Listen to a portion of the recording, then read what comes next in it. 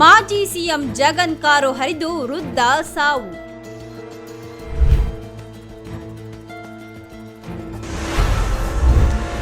ಜಗನ್ ಮೋಹನ್ ರೆಡ್ಡಿ ವಿರುದ್ಧ ಎಫ್ಐಆರ್.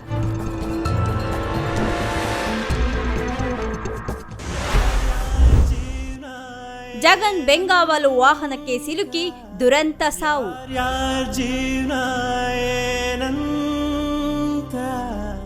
ಆಂಧ್ರಪ್ರದೇಶದ ಮಾಜಿ ಮುಖ್ಯಮಂತ್ರಿ ಹಾಗೂ ವೈಎಸ್ಆರ್ ಕಾಂಗ್ರೆಸ್ ಪಕ್ಷದ ಮುಖ್ಯಸ್ಥರಾದಂತಹ ವೈಎಸ್ ಜಗನ್ ಮೋಹನ್ ರೆಡ್ಡಿ ಅವರಿಗೆ ಇದೀಗ ಕಾನೂನಿನ ಸಂಕಷ್ಟ ಎದುರಾಗಿದೆ. ಗುಂಟೂರು ಜಿಲ್ಲೆಯಲ್ಲಿ 65 ವರ್ಷದ ಪಕ್ಷದ ಕಾರ್ಯಕರ್ತರೊಬ್ಬರು ಜಗನ್ ರವರ ಬೆಂಗಾವಲು ವಾಹನಕ್ಕೆ ಕೆಳಗೆ ಸಿಲುಕಿ ದುರಂತವಾದಂತಹ ಸಾವನ್ನಪ್ಪಿದ ಘಟನೆಯನ್ನ ಅನುಸರಣೆ ಮಾಡಿ ಆಂಧ್ರಪ್ರದೇಶ ಪೊಲೀಸರು ಇದೀಗ ಜಗನ್ ವಿರುದ್ಧ ಎಫ್ಐಆರ್ ಅನ್ನು ದಾಖಲು ಮಾಡಿದ್ದಾರೆ.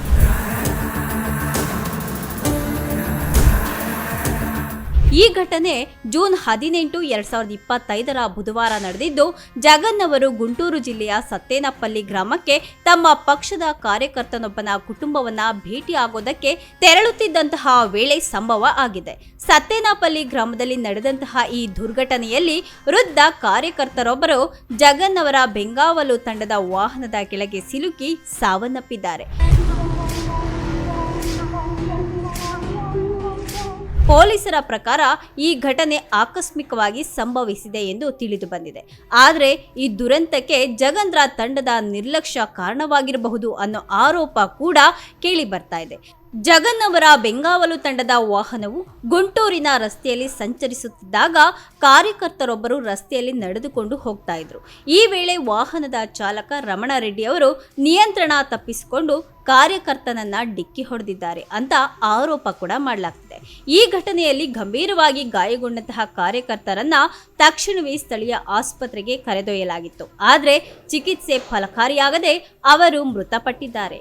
ಪೊಲೀಸರು ಈ ಘಟನೆಯನ್ನ ಗಂಭೀರವಾಗಿ ಪರಿಗಣಿಸಿ ಜಗನ್ ಮೋಹನ್ ರೆಡ್ಡಿ ಮತ್ತು ಚಾಲಕ ರಮಣ ರೆಡ್ಡಿ ವಿರುದ್ಧ ಭಾರತೀಯ ದಂಡ ಸಂಹಿತೆಯ ಸೆಕ್ಷನ್ 304A ಅಂದ್ರೆ ನಿರ್ಲಕ್ಷ್ಯದಿಂದ ಸಾವಿಗೆ ಕಾರಣವಾದಂತಹ ಆರೋಪದಡಿ ಎಫ್ಐಆರ್ ಅನ್ನು ದಾಖಲು ಮಾಡಿದ್ದಾರೆ.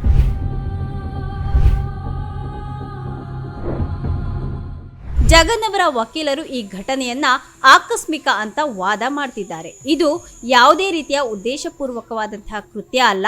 ಜಗನ್ ಅವರು ತಮ್ಮ ಪಕ್ಷದ ಕಾರ್ಯಕರ್ತರ ಕುಟುಂಬವನ್ನ ಭೇಟಿಯಾಗೋದಕ್ಕೆ ತೆರಳ್ತಾ ಇದ್ರು. ಈ ದುರಂತಕ್ಕೆ ಯಾರೂ ಸಹ ಜವಾಬ್ದಾರರಲ್ಲ ಅಂತ ಅವರ ಕಾನೂನು ತಂಡ ಹೇಳಿಕೆಯನ್ನ ನೀಡಿದೆ. ಆದ್ರೆ ಮೃತ ಕಾರ್ಯಕರ್ತನ ಕುಟುಂಬವು ಈ ಘಟನೆಗೆ ನಿರ್ಲಕ್ಷ್ಯವೇ ಕಾರಣ ಅಂತ ಆರೋಪ ಮಾಡ್ತಿದ್ದಾರೆ. ಜೊತೆಗೆ ಕಾನೂನಿನ ಕ್ರಮಕ್ಕೆ ಒತ್ತಾಯ ಕೂಡ ಮಾಡ್ತಾ ಇದ್ದಾರೆ.